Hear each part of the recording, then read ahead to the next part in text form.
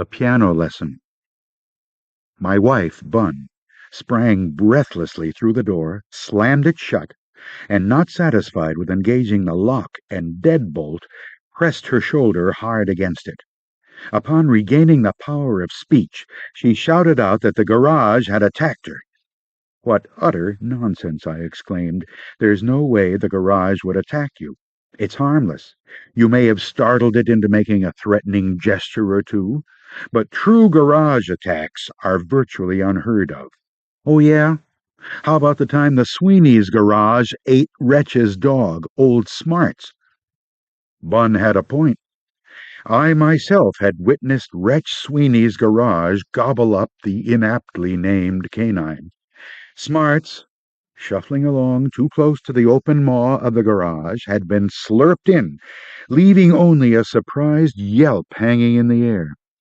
The dog was burped up a few minutes later, none the worse for wear and no brighter, but with a haunted look on his face. The dog went about for days afterward, telling of the horrors he had experienced in the labyrinthine innards of the Sweeney garage. But who's going to believe a stupid dog?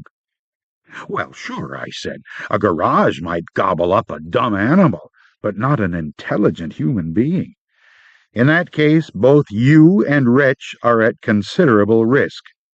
"Ha!" I shot back. Speaking of garages, back when I was a young boy, I knew a man who actually kept his car in one. His name was Mr. Jeffries.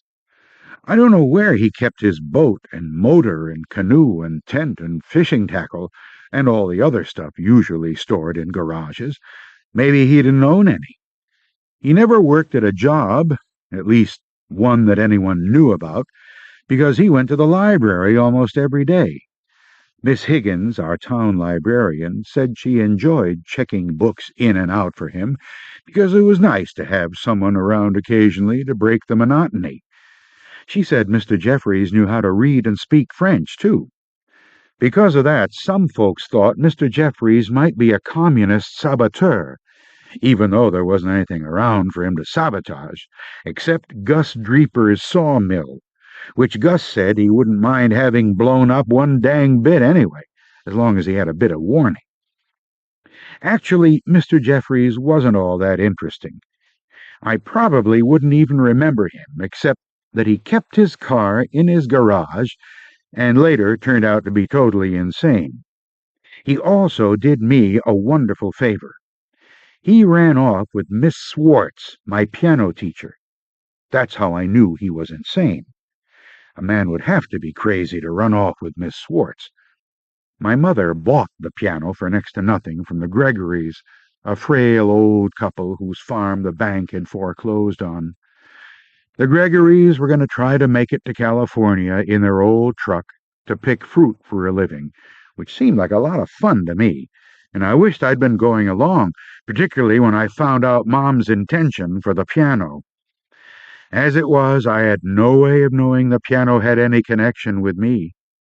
I assumed Mom had bought it only for some decorative purpose, possibly to cover up the spot where a leak in the roof had stained the wallpaper. Without warning, I was signed up for piano lessons with Miss Swartz. Right to the last, I was deceived.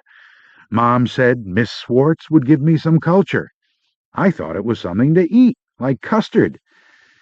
Piano lessons were the worst thing that ever happened to me. Thus did I become aware of the existence of evil in the world. I didn't mind going to a piano lesson so much while school was on, because my day had already been ruined. When you're suffering anyway, another pain more or less doesn't make much difference. What I truly hated was piano lessons during my summer vacations. A lesson tainted an otherwise joyous day. It was like eating a fine, crisp, juicy apple that you know contains a worm. My first lesson came on just such a fine, crisp, juicy apple of a summer day. I was hollered in off the creek and made to take a bath, wash my hair, cut and clean my fingernails, and put on my good pants and my good shirt, all of which, coming in a single day, would have been too much to bear.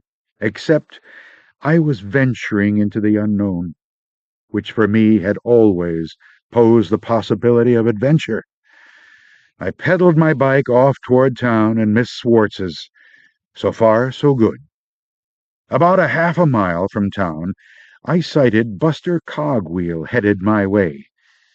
Buster had a build like a short brick outhouse and about as many brains.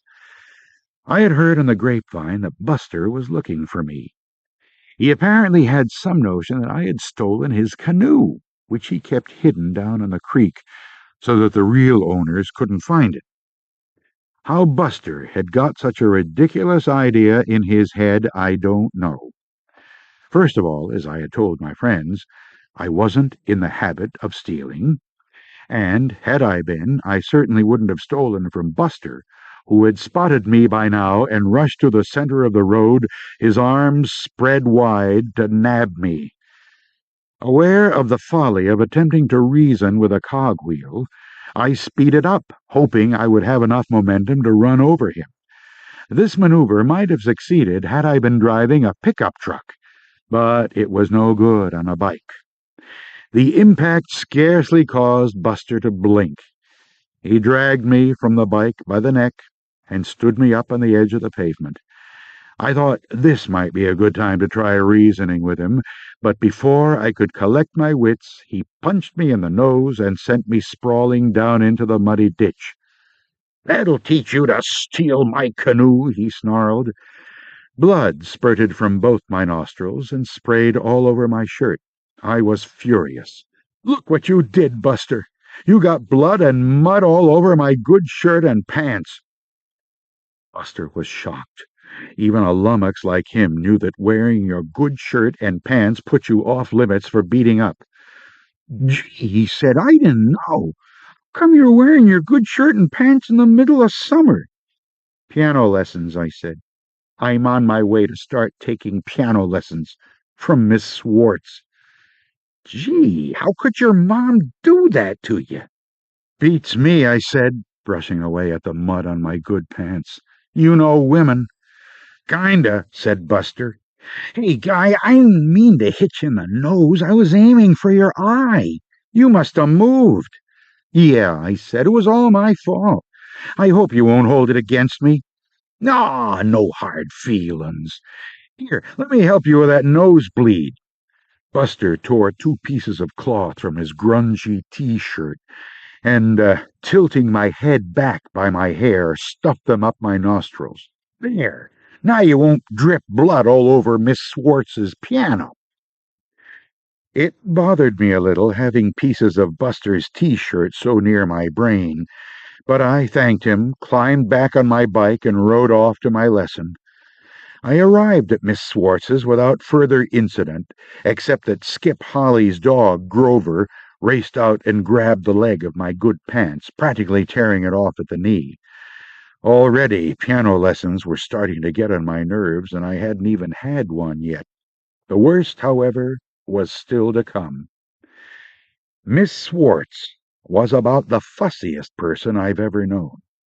When she opened the door to let me in, a look of undiluted horror spread across her face. Scared me. I glanced over my shoulder to make sure some wild man with an axe or something wasn't sneaking up behind me, but nobody was there. It was none other than me, her new piano pupil, Miss Swartz was staring at. She looked as if she was about to start gagging. Polite, dainty gagging, I'm sure, but gagging nonetheless. Miss Swartz took me by the collar and dragged me through her fussy living room to her fussy bathroom and made me wash my face and hands and remove the pieces of Buster's T-shirt, which had worked fine for stopping my nosebleed. Then she spread newspapers on her piano bench, and we sat down on them to begin my first lesson. It was awful. She made me sit up unnaturally straight and hold my arms and hands and fingers just so. The first song I was supposed to learn had 3 notes in it, and it was something called The Fairy Picnic. Well, It was a pretty sorry picnic, if you asked me, even for fairies. I came right out and told Miss Swartz that I didn't think I was going to enjoy my piano lessons. I don't think I'll enjoy them much either, she said, but one must do what one must do. The minute the lesson was over, she gave me a thin little music book and ushered me out the door with orders to practice the fairy picnic an hour a day for the next week. Fat chance. She never even mentioned the custard. As I was going down the walk, my nerves all frazzled and jumpy, I noticed a man out front, peering under the hood of his car. "Engine trouble," he explained to me. "I have to call a mechanic. Know anyone around here with a telephone?" "Miss Swartz has one, but she'll make you wash that grease off your hands before she lets you use it." "Thanks, son. I owe you one." "No problem, Mr. Jeffries." I still had 5 or 6 hours of daylight left to enjoy myself. What I needed was some quiet and solitude to calm my nerves. What better than paddling a canoe down on the creek? I leaped on my bike and headed home.